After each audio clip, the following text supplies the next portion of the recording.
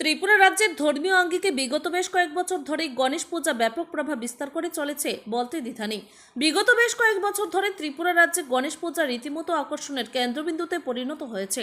রাজধানী রবীন্দ্র ভবনের সামনের গণপতি সামাজিক সংস্থা আয়োজিত গণেশ পূজা রাজধানী সহ গোটা রাজ্যের একটা অংশের মানুষের আকর্ষণের কেন্দ্রবিন্দুতে থাকে। এই বছরের 14তম গণেশ পূজাকে কেন্দ্র করে ইতিমধ্যে গণপতি সামাজিক সংস্থা উদ্যোগ গ্রহণ করেছে এবং আজ সকলের উপস্থিতিতে খুঁটি পূজা পর্ব সম্পন্ন হয়েছে। এবারের গণেশ পূজা আয়োজন নিয়ে উদ্যোক্তাদের তরফ থেকে দাবি করা হয়েছে, অন্যান্য বছরের মতো এবারও গণেশ পূজাকে কেন্দ্র করে গরিব দস্তুদের মধ্যে খাবার বিতরণ থেকে শুরু করে বস্ত্র বিতরণ সহ বিভিন্ন অনাথ আশ্রমে খাবার ও বস্ত্র বিতরণের পরিকল্পনা রয়েছে।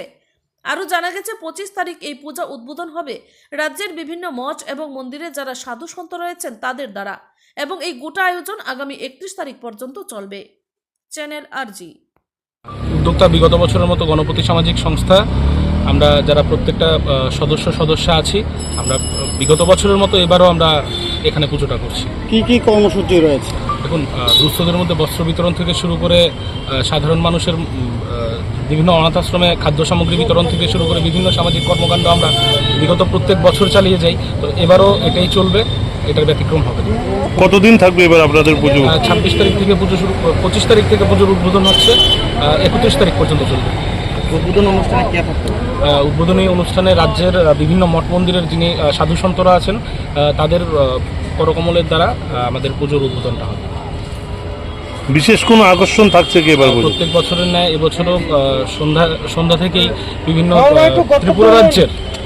ত্রিপুরা রাজ্যের যারা বিভিন্ন শিল্পীরা আছেন, এই শিল্পীরা তারা এখানে নিজেদের পারফর্ম করবে। তো প্রত্যেকে, আমি আপনাদের মাধ্যমে প্রত্যেকে জানাতে চাইছি যে আপনারা প্রত্যেকে আসবেন, আমাদের পুজোয় ব্রতী হবেন, আমাদের পুজোর দর্শন করতে আসবেন।